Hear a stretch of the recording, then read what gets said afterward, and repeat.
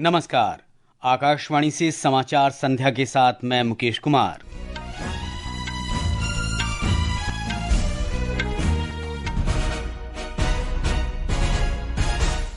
प्रधानमंत्री नरेंद्र मोदी ने तेल अवीव में इजरायल के प्रधानमंत्री बेन्यामिन नेतन्याहू से बातचीत में द्विपक्षीय संबंधों को मजबूत करने के लिए कई मुद्दों पर चर्चा की। प्रधानमंत्री यरूशलेम में इजरायल की संसद को कुछ देर में संबोधित करेंगे। केंद्रीय मंत्री पीयूष गोयल ने नई दिल्ली में इजरायल के प्रतिनिधिमंडल के साथ मुक्त व्यापार समझौते पर बातचीत की। FIH हॉकी प्रो लीग में भारत ने ऑस्ट्रेलिया को पेनल्टी शूटआउट में 3-1 से हराया और ICC T20 क्रिकेट विश्व कप के सुपर 8 मुकाबले में न्यूजीलैंड और श्रीलंका का मुकाबला जारी।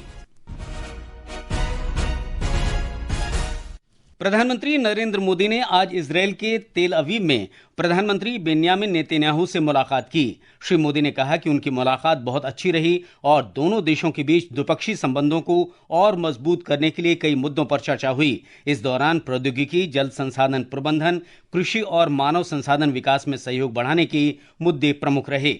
दोनों नेताओं ने क्षेत्र में हो रहे प्रमुख घटनाक्रमों पर भी गहन विचार विमर्श किया। श्री मोदी की 9 वर्ष में ये दूसरी इजरायल यात्रा है। इससे पहले इजरायल के 2 दिन के दौरे पर तेल अवीव पहुंचने पर श्री नेतन्याहू और उनकी पत्नी सारा नेतन्याहू ने हवाई अड्डे पर श्री मोदी का स्वागत किया।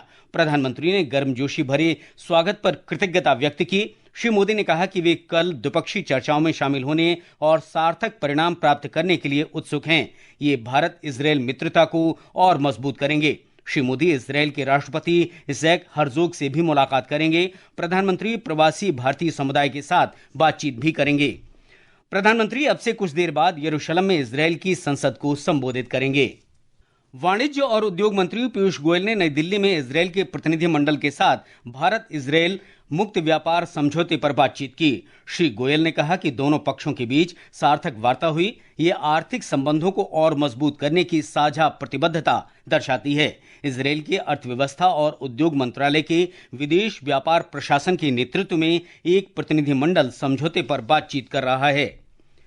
राष्ट्रपति द्रौपदी मुर्मू ने आज महाराष्ट्र में बुल्ढाना जिले के शेगांव में 4 दिन के राष्ट्रीय आरोग्य मेले का शुभारंभ किया। राष्ट्रपति ने कहा कि स्वस्थ नागरिक देश को स्वस्थ बनाने में महत्वपूर्ण भूमिका निभाते हैं। आजकल प्रिवेंटिव स्टेप्स जैसे नियमित व्यायाम, उचित खान पान और संतुलित जीवन शैली पर बल दिया जा रहा है। बीमारियों की रोकथाम में समेकित चिकित्सा पद्धति का महत्व आज पूरा विश्व समझ रहा है। तनाव मुक्त और स्वस्थ जीवन शैली के लिए विश्व भर में लोग योग का अपना रहे हैं। राष्ट्रपति ने कहा कि ये आरोग्य मेला आयुष के प्रति लोगों की जागरूकता बढ़ाने के लिए महत्वपूर्ण मंच है। इस 4 दिवसीय आयोजन के दौरान आयुष चिकित्सा पद्धतियों के विभिन्न आयामों पर विचार विमर्श किया जाएगा। आयुष के प्रति लोगों की जागरूकता बढ़ाने के लिए परामर्श शिविरों और औषधि पद्धतियों का आयोजन किया जा रहा है। ऐसे आयोजनों की विशेषज्ञों, उद्योग जगत के प्रतिनिधियों और जनसामान्यों के बीच संवाद एवं सहभागिता स्थापित करने में महत्वपूर्ण भूमिका है। ये समाचार आकाशवाणी से प्रसारित किए जा रहे हैं। ताजा समाचार जानने के लिए आप हमारे social media handle x@AIR news Hindi को फॉलो कर सकते हैं। समाचार संध्या में आपका फिर स्वागत है। कृषि मंत्री शिवराज सिंह चौहान ने कहा है कि सरकार किसानों को ऋण सुविधा प्रदान करने के लिए शीघ्र ही किसान पहचान पत्र जारी करेगी। नई दिल्ली में पूसा कृषि विज्ञान मेले का शुभारंभ करते हुए श्री चौहान ने कहा कि सरकार उर्वरकों की उपलब्धता बढ़ा रही है। उन्होंने कहा कि सरकार नकली कीटनाशकों की बिक्री पर अंकुश लगा रही है। कृषि मंत्री ने कहा कि प्रधानमंत्री फसल बीमा योजना के अंतर्गत किसानों को लगभग 1,92,000 करोड़ रुपए वितरित किए जा चुके हैं। श्री सिंह ने AI संचालित बहुभाषी डिजिटल प्लेटफॉर्म भारत विस्तार के बारे में जानकारी दी। भारत विस्तार ऐसा AI प्लेटफॉर्म है कि जिसपे किसान को कहीं जाना नहीं पड़ेगा। उसके वो कोई IT एक्सपर्ट नहीं होता कि डाउन करो कि लोड करो, उसको सीधे वो मोबाइल पर सवाल पूछे और उसका जवाब मिल जाए। तो ये भारत विस्तार AI प्लेटफॉर्म हमने लॉन्च किया है। अब इसको बाकी भाषाओं में भी हम परफेक्ट करके उसमें हर तरह की जानकारी। रक्षा मंत्री राजनाथ सिंह ने आज आत्मनिर्भर भारत के अंतर्गत स्वदेशी रक्षा उद्योग की क्षमता बढ़ाने के लिए सरकार के दृढ़ संकल्प पर बल दिया। इससे स्थानीय उत्पादन और निर्यात दोनों को बढ़ावा मिल सकेगा।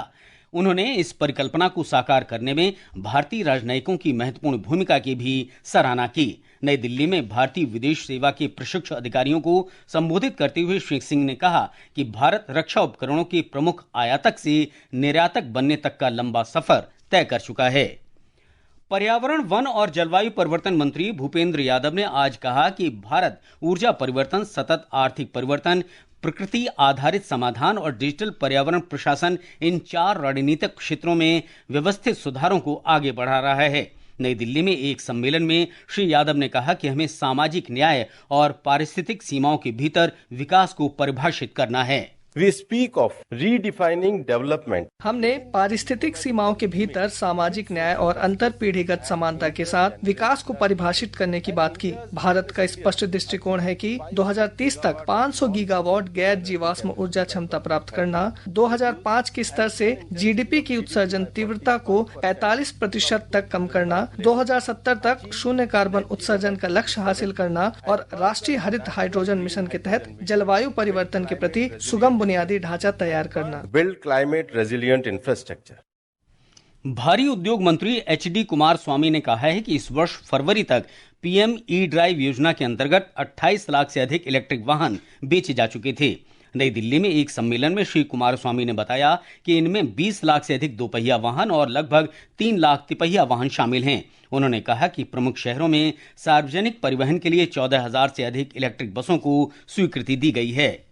श्रम और रोजगार मंत्री मनसुख मांडविया ने कहा है कि सरकार अस्थायी श्रमिकों को सुरक्षित, सम्मानजनक और बेहतर कार्य वातावरण प्रदान करने के लिए प्रतिबद्ध है। नई दिल्ली में एक सम्मेलन में डॉक्टर मांडविया ने कहा कि सरकार की प्राथमिकता श्रमिकों को पर्याप्त सामाजिक सुरक्षा, बीमा, स्वास्थ्य सुविधाएं और कौशल विकास के अवसर प्रदान करना है। केंद्रीय मंत्री और भारतीय जनता पार्टी के वरिष्ठ नेता पीयूष गोयल ने कांग्रेस नेता राहुल गांधी पर राष्ट्रीय हितों से समझौता करने का आरोप लगाया है। नई दिल्ली में श्री गोयल ने कहा कि जनहित से समझौता करना कांग्रेस पार्टी का इतिहास रहा है। राहुल गांधी जी ने एक प्रकार से बड़ी ऊंची राजनीति देश और दुनिया के सामने दिखाई है। This is the compromise Rahul Gandhi and Gandhi family that we see today, whether in parliament, whether outside parliament. We have seen the behaviour with the press. You can't even ask an uncomfortable question to Mr. Rahul Gandhi. ऐसा व्यक्ति Congress party का नेतृत्व कर रहे हैं, देशवासियों के हितों को पूरी तरीके से दांव पर लगा रहे। मुख्य निर्वाचन आयुक्त ज्ञानेश कुमार ने कहा है कि आगामी पुद्दुचेरी विधानसभा चुनावों में मतदाताओं को नकद या मुफ्त उपहारों से प्रभावित होने से रोकने के लिए निर्वाचन आयोग कड़ी कार्रवाई करेगा। पुद्दुचेरी में चुनाव तैयारियों की समीक्षा के बाद श्री कुमार ने कहा कि प्रवर्तन निदेशालय को स्वतंत्र, निष्पक्ष और पारदर्शी चुनाव सुनिश्चित करने और अनियमितताओं को रोकने के लिए निर्देश दिए गए हैं। उन्होंने पुष्टि की कि मतदाता सूची पूरी है और कोई भी पात्र मतदाता छूटा नहीं है। एक रिपोर्ट। आगामी चुनावों में शुरू होने वाली नई पहलों का विवरण देते हुए श्री ज्ञानेश कुमार ने कहा कि पहली बार मतदान केंद्रों के बाहर मोबाइल डिपॉजिट काउंटर स्थापित किए जाएंगे और मतपत्रों पर उम्मीदवारों की रंगीन तस्वीरें प्रदर्शित की जाएंगी। उन्होंने कहा कि पारदर्शिता बढ़ाने के लिए पुडुचेरी के सभी 1099 मतदान केंद्रों पर वेबकास्टिंग की जाएगी। उन्होंने यह भी बताया कि सभी मतदान केंद्रों पर पीने का पानी और शौचालय जैसी बुनियादी सुविधाएं उपलब्ध होंगी और ये भूतल पर स्थित होंगे, जिनमें वरिष्ठ नागरिकों और दिव्यांग जनों की सुविधा के लिए रैंप और व्हील चेयर की व्यवस्था होगी। एकीकृत ईसी आईनेट एप्लीकेशन प्रमुख मतदाता सेवाएं, उम्मीदवारों की जानकारी और वास्तविक समय के चुनाव डेटा प्रदान करेगा। पुडुचेरी से विपिन एसनाथ की रिपोर्ट के साथ समाचार कक्ष से मैं सौम्या शरण। इससे पहले मुख्य निर्वाचन आयुक्त ज्ञानेश कुमार अन्य निर्वाचन आयुक्तों के साथ आज चेन्नई पहुंचे। आयोग का ये दल तमिलनाडु में होने वाले विधानसभा चुनाव की तैयारियों की समीक्षा करेगा। इस दौरान दल जिला अधिकारियों, वरिष्ठ पुलिस अधिकारियों और राजनीतिक दलों के प्रतिनिधियों के साथ भी चर्चा करेगा। निर्वाचन आयोग ने विधानसभा चुनाव से पहले पश्चिम बंगाल में तैनात किए जा रहे केंद्रीय सशस्त्र पुलिस बलों के जवानों को आवंटित वाहनों में जीपीएस ट्रैकर लगाने का निर्णय लिया है। राज्य मुख्य निर्वाचन अधिकारी ने कहा कि जीपीएस ट्रैकिंग प्रणाली से आयोग द्वारा नियुक्त केंद्रीय पर्यवेक्षक कर्मियों की गतिविधियों पर नजर रखी जाएगी। आयोग ने पिछले चुनावों में इनकी निष्प्रभावी तैनाती को लेकर मिली शिकायतों के बाद ये कदम उठाया है। छत्तीसगढ़ के कांकेर जिले में आज माओवादी मल्लेश और रानू पोडियाम ने पुलिस के समक्ष आत्मसमर्पण कर दिया। पुलिस ने बताया कि मल्लेश काफी लंबे समय से कांकेर और नारायणपुर जिले में सक्रिय था। ये समाचार हमारी वेबसाइट www.newsonair.gov.in और हमारे news on AIR mobile app पर भी उपलब्ध हैं। ये आकाशवाणी है। भारत और स्वीडन ने आर्टिफिशियल इंटेलिजेंस क्षेत्र में साझेदारी और मजबूत की है।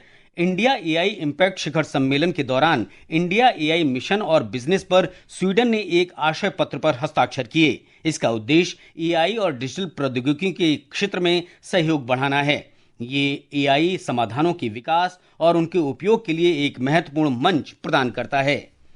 आर्टिफिशियल इंटेलिजेंस कानूनी अनुसंधान को बढ़ावा देने और मुकदमों से संबंधित डेटा का विश्लेषण करके कानून के क्षेत्र में महत्वपूर्ण भूमिका निभा रहा है। नई दिल्ली में संपन्न हुए इंडिया एआई इम्पैक्ट शिखर सम्मेलन में यह बताया गया कि किस प्रकार भारत की कानूनी व्यवस्था में एआई तेजी से बदलाव ला रहा है। सम्मेलन में आकाशवाणी समाचार से बातचीत में लेक्स लेगिस एआई के प्रबंध निदेशक साकार यादव ने कहा कि उनका उत्पाद कानूनी दस्तावेजों के मसौदा तैयार करने को और अधिक बेहतर बनाएगा। हम लोग एक लीगल एआई जिसको हम लोग लीगल एड कहते हैं, जिसमें 3 मुख्य चीज हैं, आस्क, इंटरैक्ट और ड्राफ्ट। आस्क जो है वहां पे आप केस रिसर्च कर सकते हैं। हम लोग भारत के सबसे बड़े डेटा, जुडिशियल डेटा का हम लोग एक कलेक्शन है जिसको हम लोग ने छोटे छोटे पार्ट्स में मुद्दे में तोड़ा है। इसके अलावा एयर गैप मॉडल है जो आप लोग बिना इंटरनेट का अपना लीगल एआई यूज कर सकते हैं। भारत और नेपाल ने वन, वन्यजीव, पर्यावरण, जैव विविधता संरक्षण और जलवायु परिवर्तन के क्षेत्रों में द्विपक्षीय सहयोग को बढ़ावा देने के लिए एक समझौता ज्ञापन पर हस्ताक्षर किए हैं। ये समझौता नई दिल्ली में पर्यावरण, वन और जलवायु परिवर्तन मंत्री भूपेंद्र यादव और नेपाल सरकार के वन तथा पर्यावरण मंत्री माधव प्रसाद चौलागेन की उपस्थिति में हुआ। उत्तर प्रदेश के मुख्यमंत्री योगी आदित्यनाथ ने जापान की कंपनियों के साथ लगभग 11,000 करोड़ रुपए के समझौते किए हैं। ये समझौते कृषि उपकरण, औद्योगिक मशीनरी, जल और पर्यावरण अवसंरचना, ऑटोमोबाइल, इलेक्ट्रॉनिक्स, प्रिंटिंग तथा रियल एस्टेट सहित विभिन्न क्षेत्रों की प्रमुख कंपनियों के साथ किए गए हैं। श्री आदित्यनाथ 2 दिन के जापान दौरे पर हैं।